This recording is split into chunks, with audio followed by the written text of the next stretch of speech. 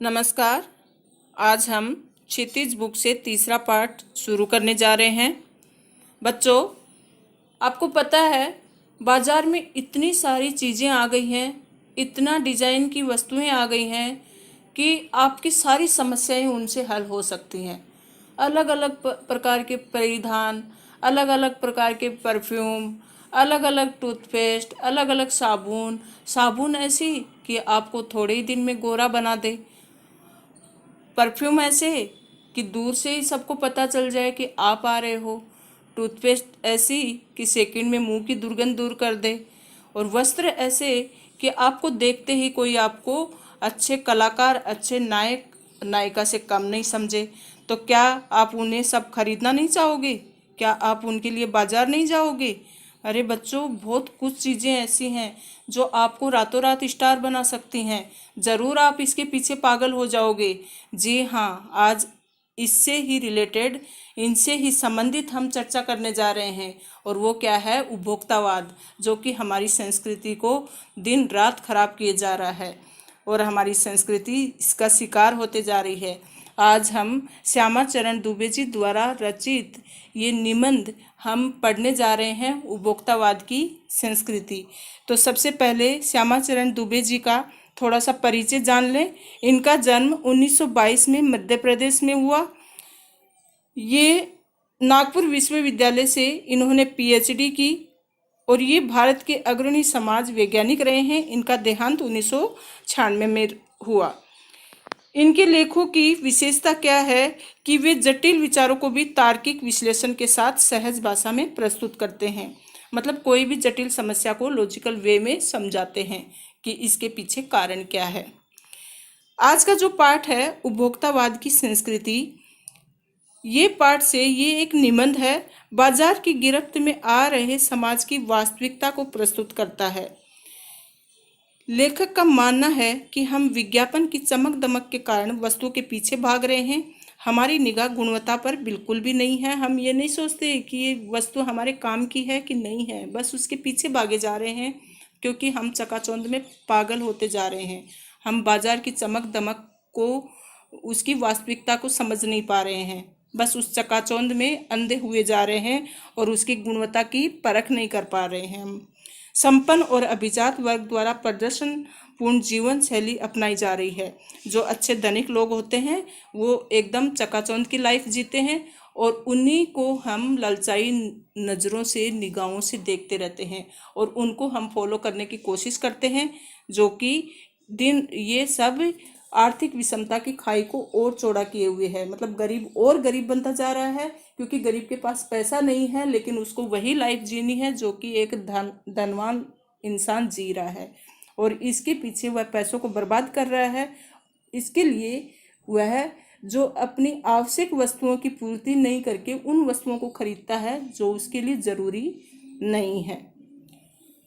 तो लेखक की ये बात महत्वपूर्ण है कि जैसे जैसे ये दिखावे की संस्कृति फैलेगी, सामाजिक अशांति और विषमता भी बढ़ेगी। इस पाठ को हम थोड़ा विस्तार से समझेंगे बच्चों कि क्या क्या चीज़ें हैं जो हमें लुभाती हैं और उनसे हम दूर कैसे हो सकते हैं और लेखक का उद्देश्य क्या है हमें इनसे दूर रखने के पीछे।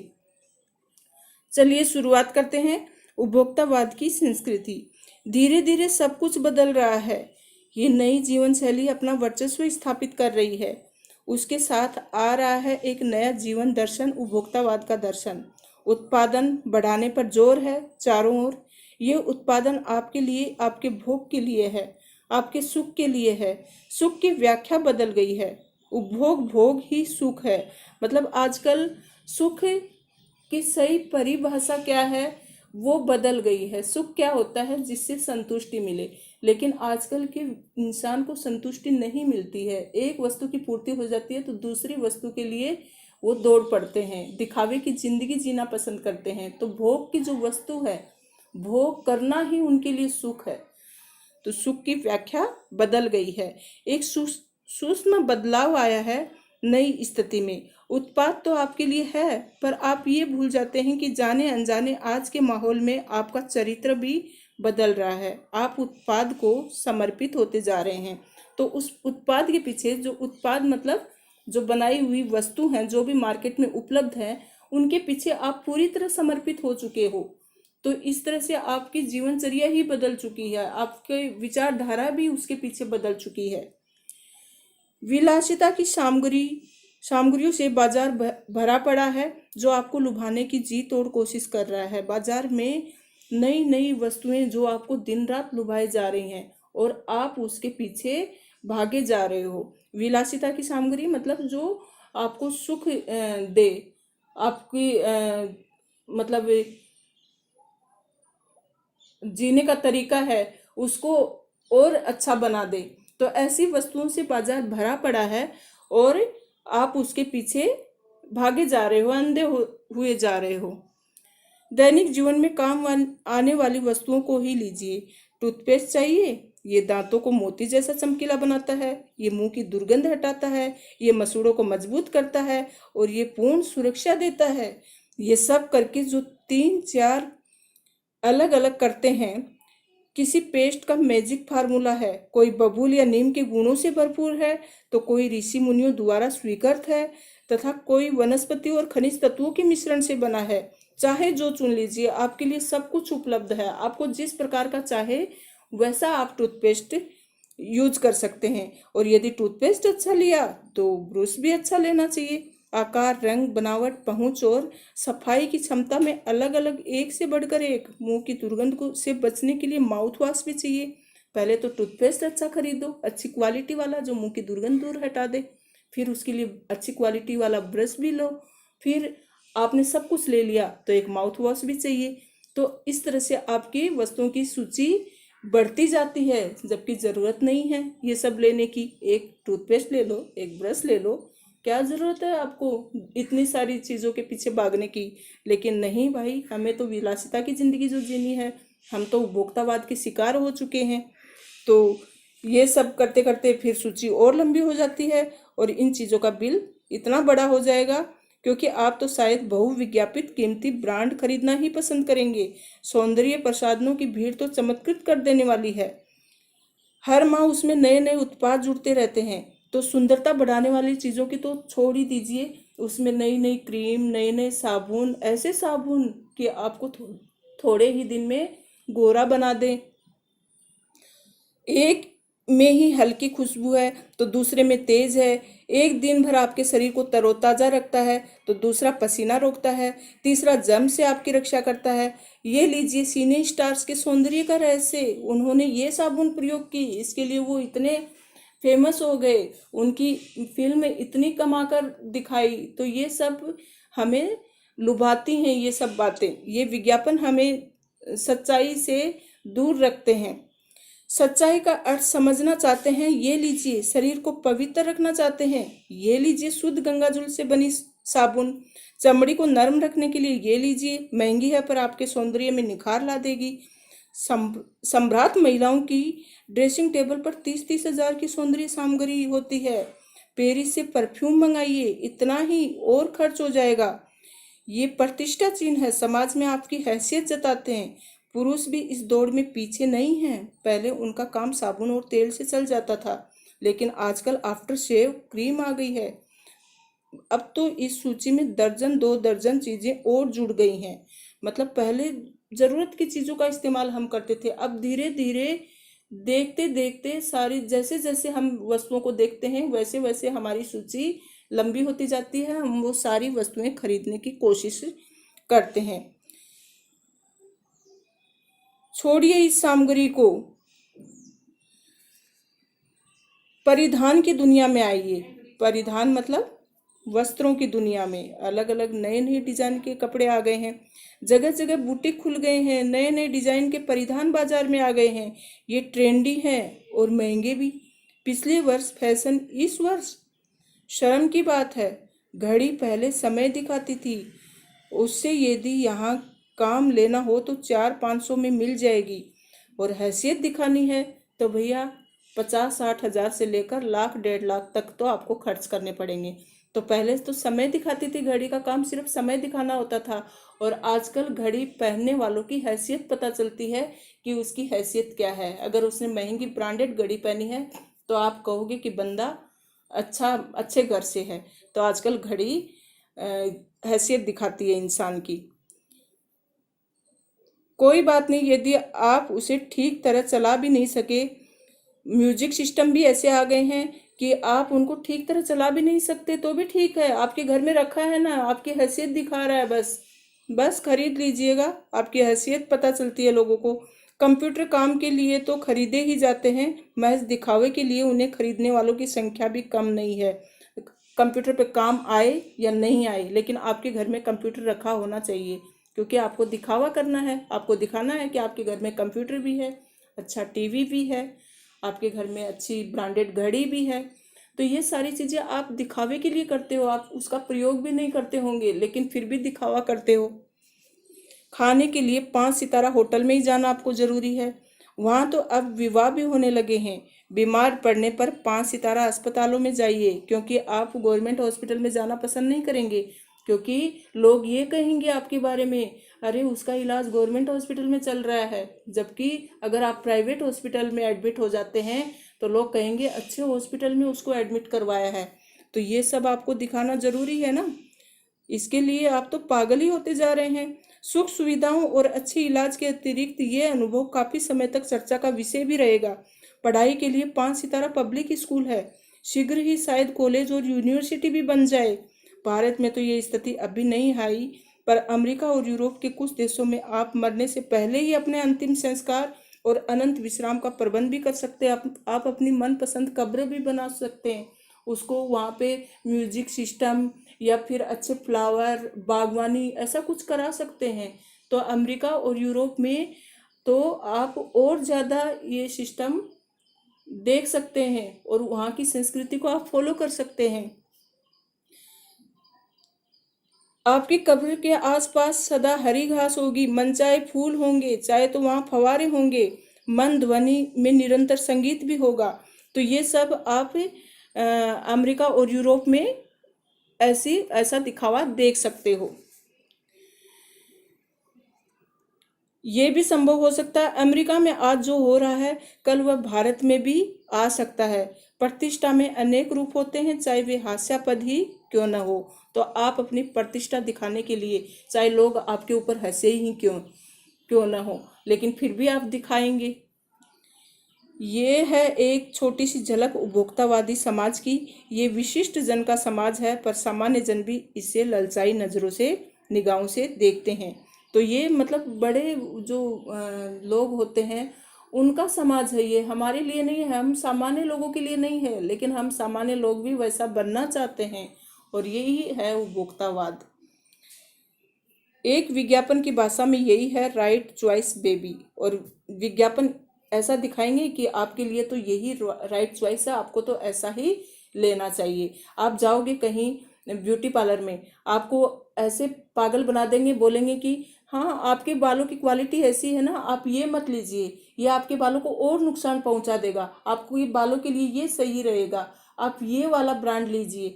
तो इस तरह से आप उस चकाचौंध में फंस जाते हैं और खरीदने पर मजबूर हो जाते हैं।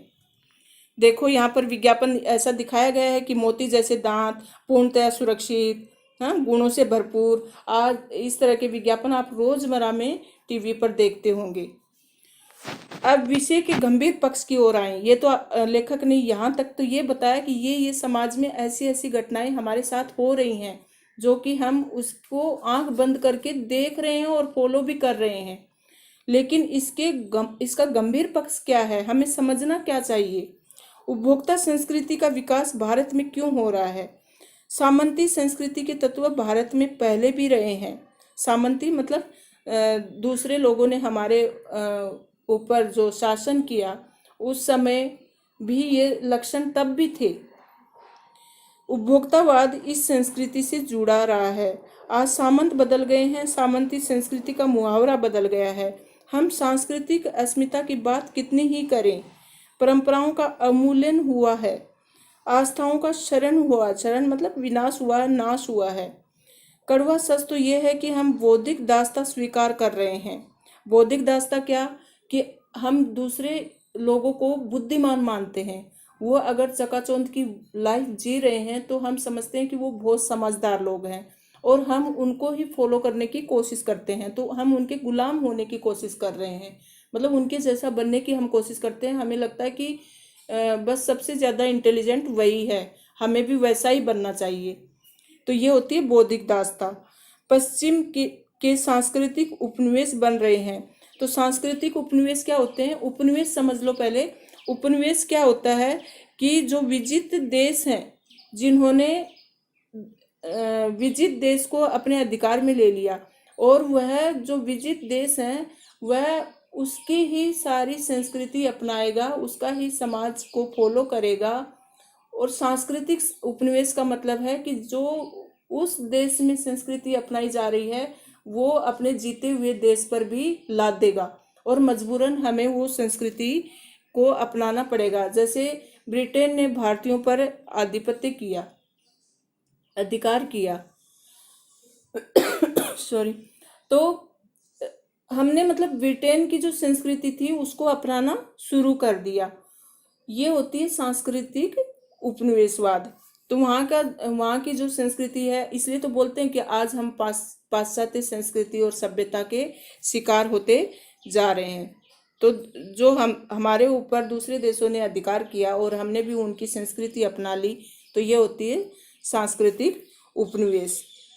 हमारी नई संस्कृति अनुकरण की संस्कृति है। अनुकरण की क्यों है? क्योंकि हम दूसरे लोगों को फॉलो कर रहे हैं, दूसरों की संस्कृति अपना रहे हैं, तो इसके लिए यह अनुकरण की संस्कृति है। हम आधुनिकता के झूठे प्रतिमान अपनाते जा रहे हैं। तो आधुनिकता है उसके झूठे प्रतिमान अपनाते जा रहे हैं कि सही मायने में वो आधुनिकता नहीं है, वो एक दिखावा है। प्रतिष्ठा की अंधी प्रतिष्ठा में जो अपना है उसे खोकर छद्म आधुनिकता की गिरफ्त में आते जा रहे हैं। यहाँ पर देखो एक शब्द आया है छद्म आधुनिकता। तो छद्म आधुनिकता क्या होती है? दिखावे की आधुनिकता। दिखावा जो होता है वैसी आधुनिकता, मतलब उससे हमें कुछ हासिल नहीं होता। हम सिर्फ ये सोचते हैं कि ऐसा हमें भी बनना है, उसकी बिना गुणवत्ता जाने उसको हम फॉलो करते हैं। तो ये होती है, देखो एक होती है आधुनिकता। जैसे आजकल ऐसी टेक्नोलॉजी आ गई है जिसके चलते हम बहुत सारे काम आसानी से कर सकते हैं, आसान तरीके से उनको निपटा सकते हैं। ये तो होती है आधुनिकता जो कि हमें सीखनी चाहिए। और एक होती है छद्म आधुनिकता। छद्म मतलब दिखावे की आधुनिकता। उसने वैसा पहना है, मुझे भी वैसा पहनना चाहिए। वो वहाँ पर जा रहा है, ये वो कर रहा है, मुझे भी उसके जैसा बनना चाहिए। ये होती है दिखावे की आधुनिकता, जो कि बिना सोचे समझे हम दूसरों को फॉलो करते हैं और वो हमारे लिए घातक सिद्ध होती है। तो ऐसे दिखावे की जो जिंदगी जीते हैं और उसकी गुणवत्ता बिना जाने, वो छद्म आधुनिकता होती है। तो हम छद्म आधुनिकता की गिरफ्त में आते जा रहे हैं। संस्कृति की नियंत्रक शक्तियों की क्षीण हो जाने के कारण हम दिग्भ्रमित हो रहे हैं। दिग्भ्रमित मतलब अपने राह से भटक रहे हैं हम। हमारा समाज ही अन्य निर्देशित होता जा रहा है। विज्ञापन और प्रसार के सूक्ष्म तंत्र हमारी मानसिकता बदल रहे हैं। तो विज्ञापनों की चकाचौंध में हम अपनी मानसिकता को भी बदल रहे हैं। उनमें सम्मोहन की शक्ति है, वशीकरण की भी। विज्ञापन हमें अपने वश में कर लेते हैं, हमें मोहित कर लेते हैं, हम आकर्षित होते हैं और उन चीज़ों के पीछे हम भागते हैं, बिना सोचे समझे वो चीज़ें हम खरीद भी लेते हैं। अंततः इस संस्कृति के फैलाव का परिणाम क्या होगा, ये गंभीर चिंता का विषय है। हमारे सीमित संसाधनों का घोर अपव्यय हो रहा है। अपव्यय मतलब फिजूल खर्ची हो रही है।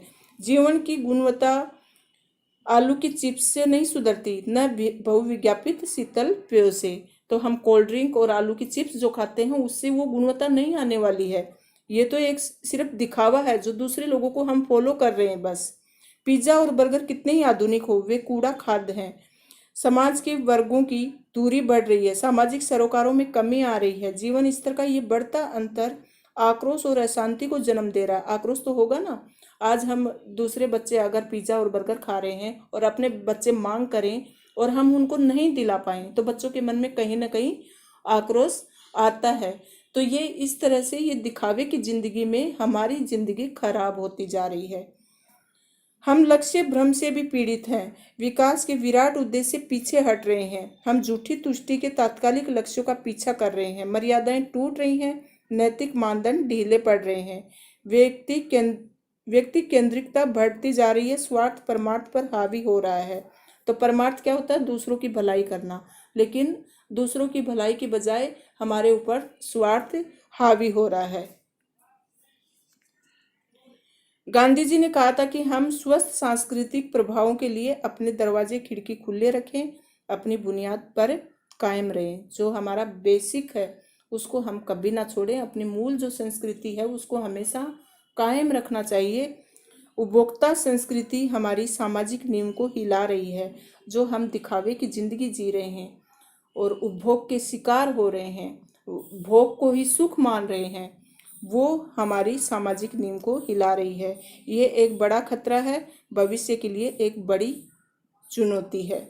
तो आपको ये पाठ बहुत अच्छे से समझ में आया होगा और इस पाठ से हमें कहीं ना कहीं कोई अच्छी प्रेरणा मिलती है। हमें सही में अपनी संस्कृति को बनाए रखना है, उपभोक्तावाद का शिकार नहीं होना है, संस्कृति को बचाए रखना है। धन्यवाद।